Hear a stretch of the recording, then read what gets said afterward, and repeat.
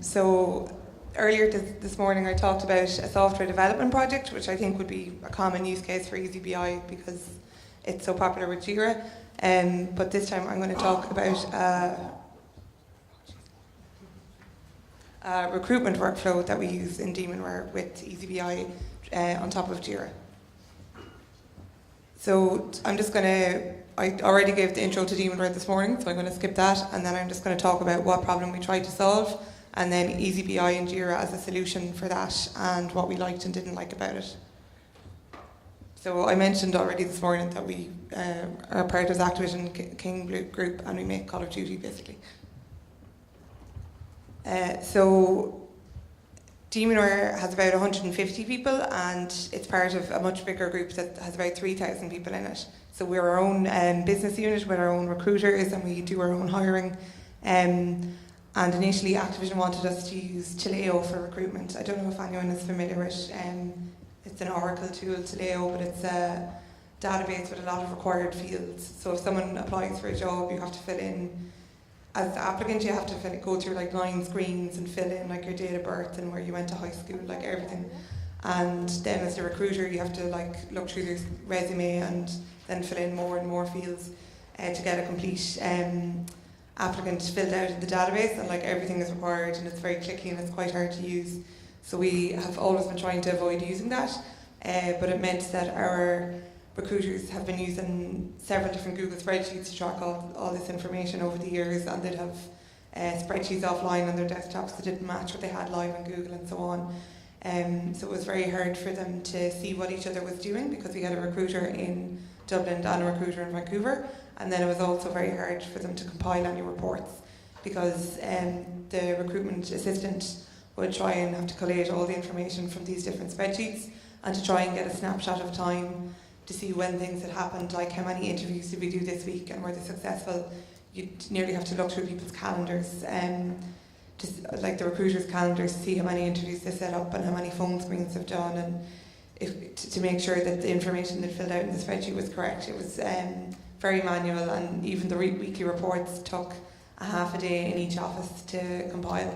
So it just wasn't a very good working solution. So the recruitment team wanted to look at using an off-the-shelf CRM like Jobio, I think is the one that they're currently favourite with. But they didn't want to go straight into using that, but the reporting was taking so much time. So in the evaluation stage, although we're using the Jira solution for 2 years, in the evaluation stage of looking for another off-the-shelf solution, I said I'd come up with a Jira workflow in the interim.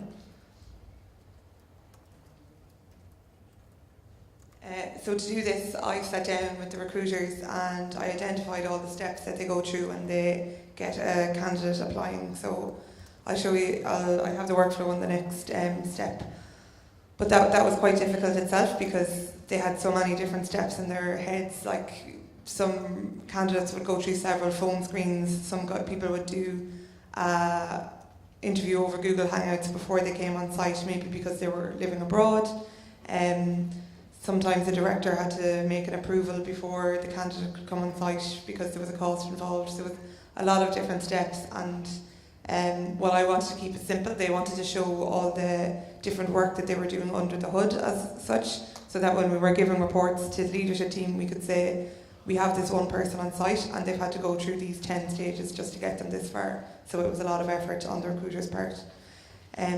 We then agreed the reports for our leadership team and the different hiring managers, the type of information that they wanted to see. So they were used to seeing like tables and spreadsheets with, I'm not sure if they were wholly accurate figures, but with a lot of figures in there. So we were able to recreate the tables that they had familiarity with in eazyBI, but then we were also able to show them graphs and pie charts that were a lot more useful and visual, and you can get a lot more information from them at a glance.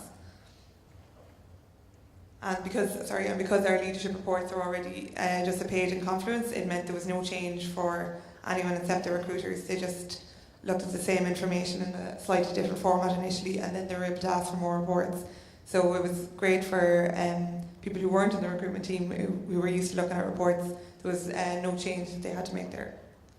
So the workflow looks a bit crazy, because I was awful. Like, oh, sorry, any of the Jira consultants that are here, because this is like, we wouldn't have been able to do this without having eazyBI behind it. Because we had more than one recruiter, the three of them actually work differently, and they wanted to be able to skip across different steps in the workflow, but they just wanted a record that those things had happened. So one would assume a resume would go to a hiring manager for review, and then the recruiter would do a phone screen, and then if that was successful, they'd come on site, and then if that's successful, they're hired. But that's not always how it works. Sometimes a hiring manager, so HM review, meets someone at a conference, and they just bring them on site. Unusual things like that happen, and because our recruiters, they're not super familiar with Jira. They'd use it to submit IT tickets and so on, but they didn't want, when I tried to restrict the workflow, that you had to go through steps like normal people. They didn't like that because they found it too clicky and they didn't understand why it wasn't working. So this is what we came up with, and it's far too many steps, but it's okay because they don't have to use them all. They can send the candidate wherever the candidate needs to go. So we also added a lot of custom fields into Jira to help for both tracking candidates and also to then build reports on. So we have information like, was the candidate internal or external? So were they an internal applicant or external? Were they active or passive? So did our recruiters go and find them at a job fair, or did they apply to us through LinkedIn or through the website directly? And then if they were with an agency, what agency did we use? If it was a referral, what was the employee's name that referred them? What team they're targeting, what office they're targeting, and then if they're ops, devs, production, and then also what location they're in, because that would affect if they're going for an on-site interview, and also when we get to an offer stage, it would affect if they need to get visas and so on. Because the good thing about having all this in a ticket is that when they get to offer stage, the recruiter can just pass it on to the recruitment assistant or HR assistant, and they will see where the person is, and they'll have all their details, and they can get in contact with them very easily to kick off the visa preparations and anything like that. It's great to have all the information in one place, and none of the fields are required, which isn't great, but it's also something that they wanted, so that it was quick and easy to fill in. So it's the complete opposite of the Oracle database that we thought we were going to have to use, where you'd have to fill in every piece of information on every candidate. So I know that all looks a bit mad, but it's great and eazyBI. So this is what I sort of mentioned earlier about showing our leadership team what's going on under the hood. So you can see there's the recruiters' names on the left, and you can see the many different stages that their different candidates are at. So an open candidate is just that, say they've met someone at a job fair and they haven't actioned it yet, or they've just been handed a resume as a referral and they haven't done anything with it yet. The ticket is just there, they haven't actioned it. So that's their backlog. But this is very useful to show hiring managers, listen, I know you're trying to hire 3 sys-eng engineers, and look, I've 3 interviews this week, I've 8 phone screens, that things are moving forward for you. And then a quicker at a glance to summarise that, just to show for all the candidates, like the whole pipeline, the live pipeline of people, where are they, and you can see where they all are quite easily, and like we can expand that out. We defilter for all groups, we defilter by different teams or different specialities, to say we have, for this particular role, we have 12 people in the pipeline, we have 15 people in the pipeline. So this type of information is very useful both for the recruiters, so that they can see how busy each other are. So like Christina could offer to Natalie, I see you have 8 phone screens you're trying to do you want me to take some of them for you? And then it's very useful for the hiring managers and leadership to see, all right, we have a lot of on-site interviews coming up. I won't schedule off-site meetings with my team. We have a lot of phone screens coming up. I'm going to have a lot of resumes to look at. And then because we're entering people in as tickets, like our issues are candidates, we're able to work out a time to hire. And this isn't completely accurate, because it might if is approached through LinkedIn, so like we actively seek them out. I might make a ticket for them, but I mightn't have contacted them for a few days, say. So it's not super accurate because the candidate on the other side hasn't been contacted yet, so they don't know we're trying to hire them.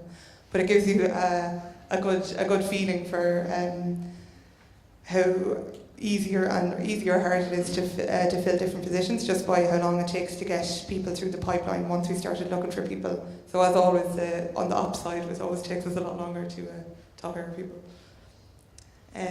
The sources then, so this is brilliant for looking at how many internal candidates we get, and also how useful different people that we're paying are. So we have job agencies. You can see there's Huntex and Stelfox there. We use LinkedIn Enterprise, I think. So there's people that we seek out. There's people who apply, so we can there's people who apply directly through our website. So all the different ways that people can apply. This is very easy it's very easy for the recruiters to compare the different agencies to each other, and we filter this as well by time, so they can see, like, compared to 2016, are people still using LinkedIn to apply for jobs in 2017? Has our website got less popular? We can also do it by location, because in our European office in Dublin, the agencies aren't as popular, say, but they're much more successful and popular in Vancouver. So we can look at different things like that quite easily by putting in different pages along the top of the report. And then this is a simple one, but it's something that the recruiters find very useful to show how much work that they're doing, basically seeking out candidates that they have sought out. So the passive is when we go out and reach them. Active is when people actively apply to us, but that they've sought out 34% of the people who are currently in our pipeline, like, they have been found by one of our recruiters. And then overall, that's 42%. So that shows that it's again more that under the hood. This is what we're busy doing, kind of work to show people that we're reaching out and grabbing for candidates. We're not just waiting for people to apply through the website. And so because we have so many statuses, we had to start grouping statuses together into custom measures, just because it's not super useful to look at that big table all the time with the 30 statuses in it. So we'd group together statuses and put them into categories. So say you've gotten as far as a phone screen, you've gotten as far as an on-site interview, you've gotten as far as an offer, or else you've gotten to a hiring manager review, say. So by grouping the issues together, or the statuses together with eazyBI, we can show so this is for 2017, we can show, right, how many people have gotten to each stage. So 10 people have gotten as far as Demonware have made them an offer for a job, say, and you can see how far they've gotten over time. So this is a good example to show that we don't always do the technical phone screen, we don't always do the VC interviews, let's say over Google Hangouts, but they're always screened by a recruiter, they're always reviewed by a hiring manager, and then some of them get to offer stage. And this is to show. So this was great in Confluence. It's a table of the previous slide, but done week by week to show how far people have gotten in the stage, or how far people have gotten in the pipeline at different weeks. So instead of having this compiled manually by one of the poor girls in the office, and then if the leadership team wanted to look back at the old reports, they used to have to tab back through a spreadsheet and hope that the girl wasn't on holidays or whatever.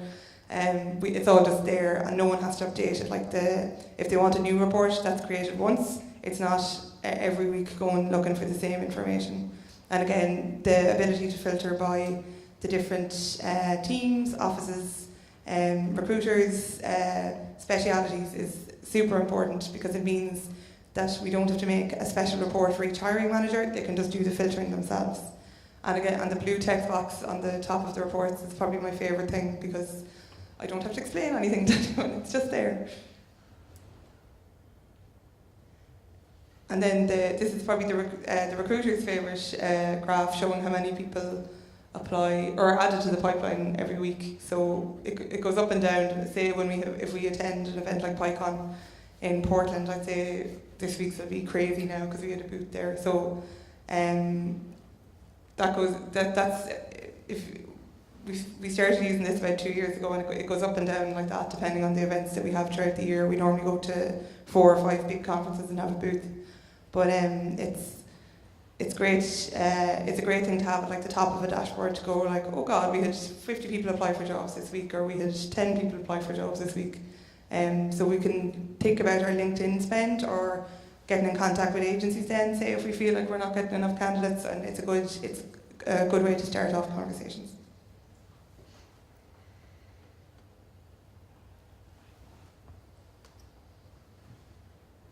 And that's just similar to the previous 2 or 3 slides showing that we've broken it down by the disciplines and the groups. So we could group by Dev, Ops and Prod, and then we can group by the jobs as well. So it's very... And then this is more of we made other custom measures. These are slightly different to the ones that I showed previously, but they're custom measures where we're able to build statuses together and split it out by the dates when different things are happening. So another thing that's great is that if one director or recruiter wants to group different statuses together or show different information, but someone else wants something very similar but quite different, I can do that quite easily, and I can explain the differences to people quite easily. So it's very useful. And then, like the talk that I gave earlier on when I was saying about identifying sticking points, where I had fields highlighted in red if issues were stuck in status, we do that as well with the recruiters. So this is the 3 recruiters along the top, and how long they have, the sum of how long candidates are stuck in a particular status, and then on the right it's how many issues are in that status.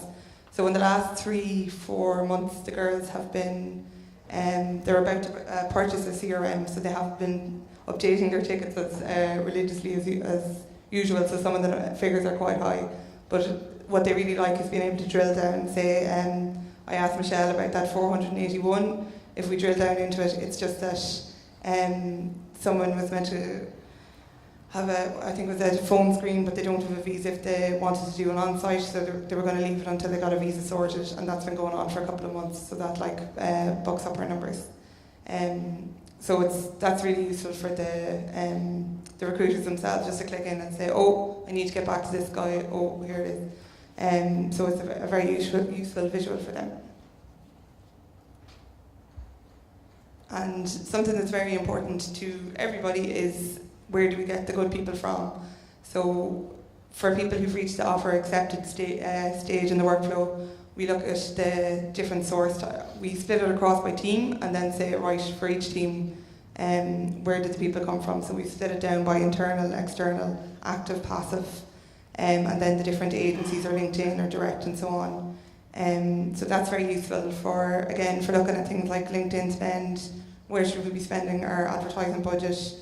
If we met them at a conference, was it PyCon, was it the SRECon in Dublin? It helps guide like future behaviour by having that kind of information available.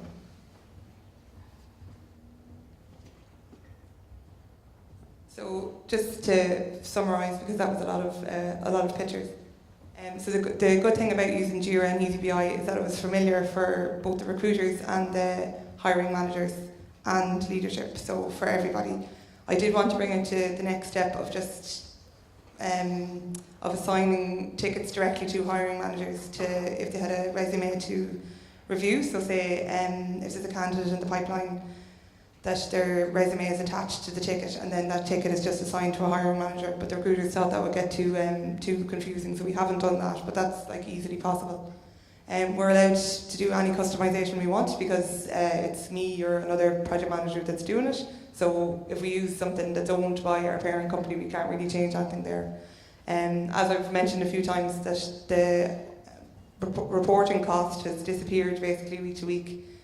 All the reports are just there and available and easy to customise for the audience.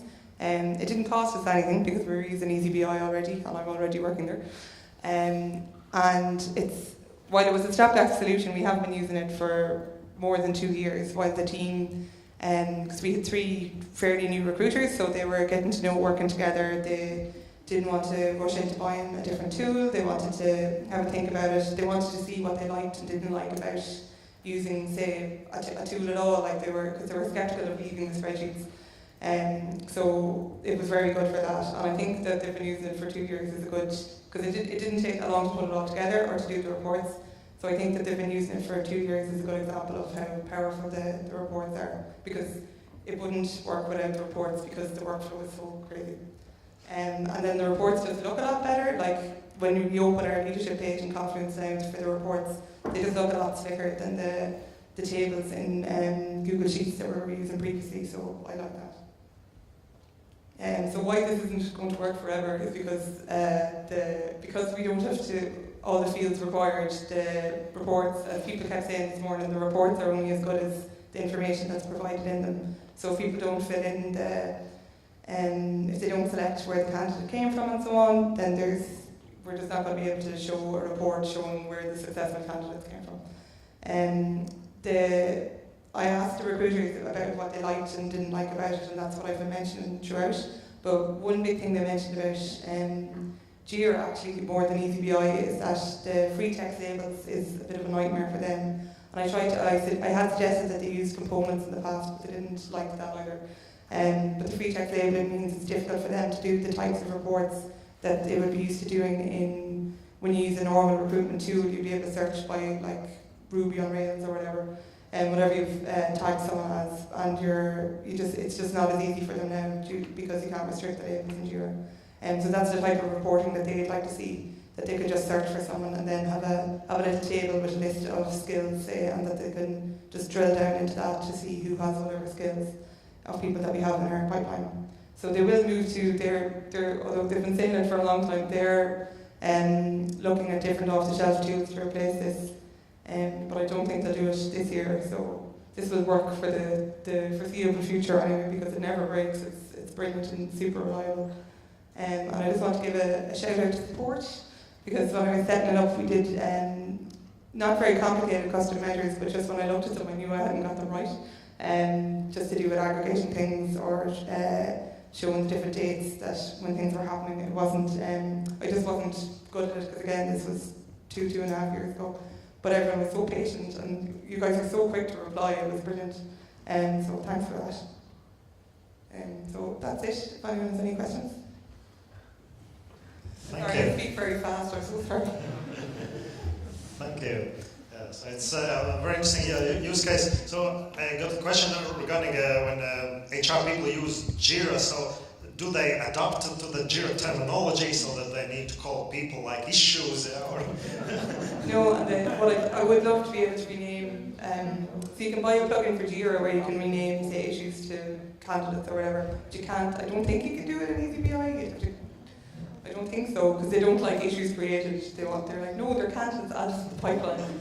So they actually had massive problems with that. But I told them to just ignore it. So that's why there's a lot of the titles of the reports, and then the blue text boxes are usually very descriptive, so that they just kind of ignore the issues part, because they hate that.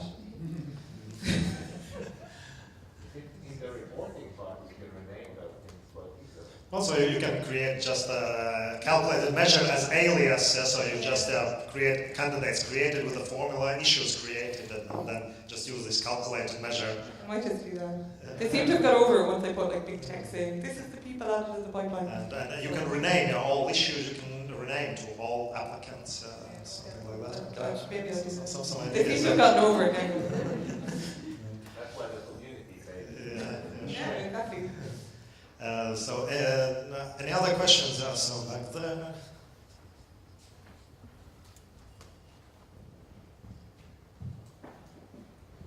So, thank you for a great presentation. I have a question.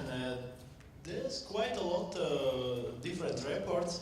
How do you represent them to the all invoked people? Does they look at eazyBI or somewhere in Jira or Confluence? Confluence pages? Do you mean when people look at the reports? Yeah. We have 2 dashboards. So one is in Confluence, that's part of our weekly leadership report. So they'll see other information about software projects and so on. And then there's a tab with a eazyBI dashboard on it. And then I didn't want to introduce another new tool to recruitment, so they just look at the eazyBI dashboard as a Jira dashboard in Jira, because they don't use Confluence. So I didn't want to. I was making enough changes, so I didn't want to introduce more weird things. Yeah. Other question? eazyBI is giving all the questions.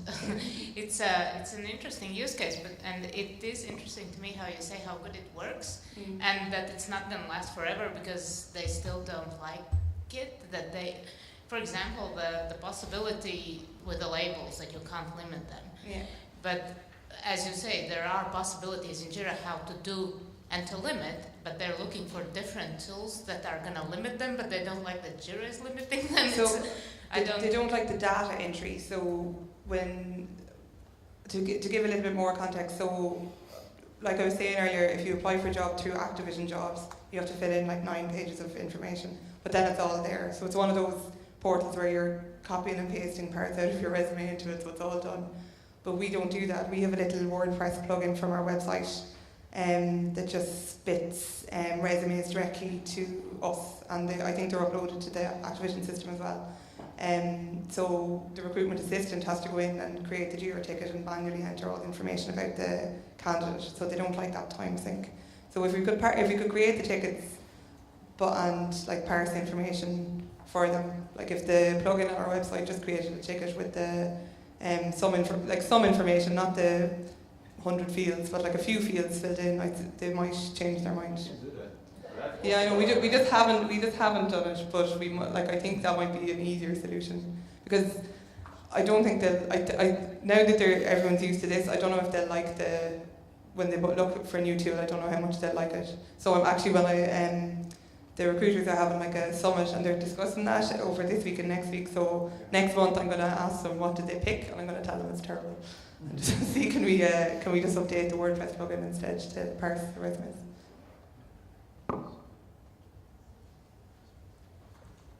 Any other questions? Oh, yeah. Is there a 2-question limit or something? Oh. Yeah.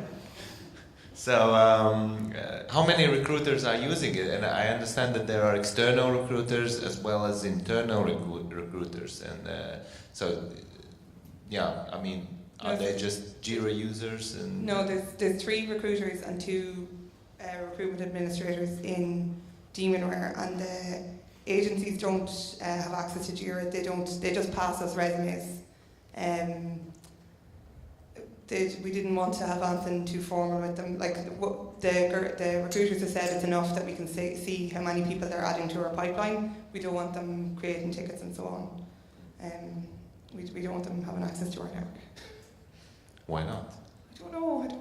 But we don't use them so much. Like you can see on the tabs, we don't use them so much that I think I've gone past it. So you can see that like agency hunter self-hack. So it's less than 20% of our candidates that we get in anyway. So we'd need to have one. I think if we had one recruiter that had a great relationship and they had a great pipeline, that'd be different. But just for this amount, it wouldn't be worth it, because they charge us to use Jira. That's how recruitment agencies work. They say, "Oh, I have to do this data entry. Here's, give me $1,000." I had a question about these charts. So I saw that these descriptions is with larger font. So when you put in default fonts, no one was noticing these descriptions or what? I just felt no, I did that the first time I created them. I just assumed people mightn't notice them because they were so used to looking at just like a spreadsheet, and it was the same spreadsheet for the last few years. I was like, this is super obvious now. Let's scream at them. Yeah. So I never got asked. Should use capital letters probably. Yeah. So we've always got asked for more reports. Like, can I see you know, this one time only, I now want to see this report, please make it. But I never get asked what does this report mean, you see, because we put it up so clearly. Okay. Any other questions?